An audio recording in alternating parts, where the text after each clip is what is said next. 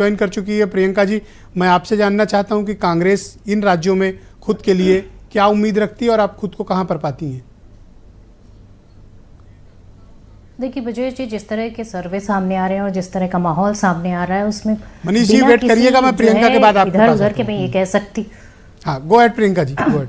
कह सकती हूँ कि 5 राज्यों में बीजेपी का सुपड़ा साफ होने जा रहा है, 0 पर आएगी।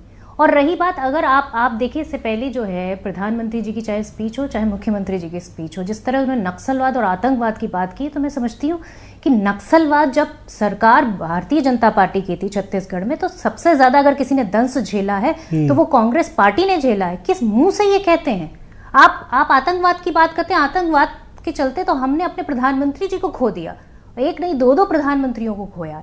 तो इसलिए अभी जो मीडिया रिपोर्ट्स आ रही हैं वो बता रही हैं कि जिस तरह की एक्सपेक्टेशन और हाइप आप क्रिएट कर रही हैं, आपकी पार्टी ग्राउंड पर उतना दिख नहीं रहा।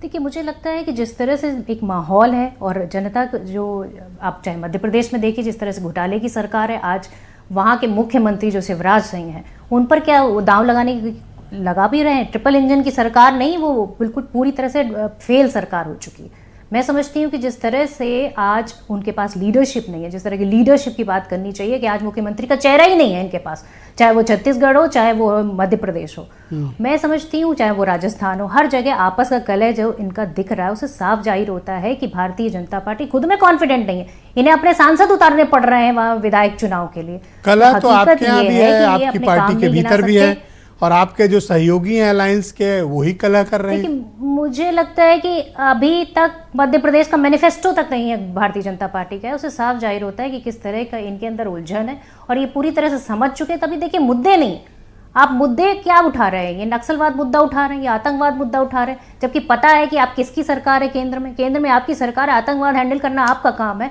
नक्सलवाद की अगर बात रही तो वो आपका काम है हैंडल करना। तो ये सारी चीजें अगर आप सवाल उठा रहे हैं तो मतलब अपनी दामन पे तो दाग दिखा रहे हैं। 76% पोलिंग हुई है छत्तीसगढ़ में, इसका क्या मतलब है? याद रहती है, पर महाकाल मंदिर में जो घोटाला हुआ वो नहीं दिखता।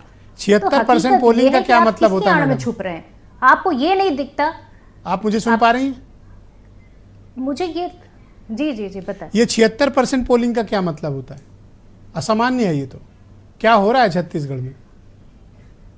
बिल्कुल नहीं, बिल्कुल सही कह रहे हैं। जिस तरह की पोलिंग सामने आ रही है उससे जनता पूरी तरह से मन बना चुकी है कि इस बार भारतीय जनता पार्टी की नीतियों से तंग आ चुकी है, महंगाई से तंग आ चुकी है, इनके भ्रष्टाचार से। सरकार का सपोर्ट है कि खिलाफ है? सरकार पार्टी में चले जा रहे हैं, बिल्कुल सरकार के खिलाफ है। मुझे लगता है कि जिस तरह भारतीय जनता पार्टी के खिलाफ लोगों को पूरी तरह से नकार देंगे।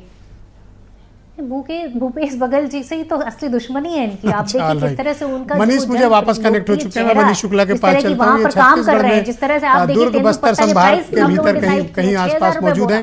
Priyanka ji thank you. प्रियंका जी शुक्रिया, थैंक यू प्रियंका जी।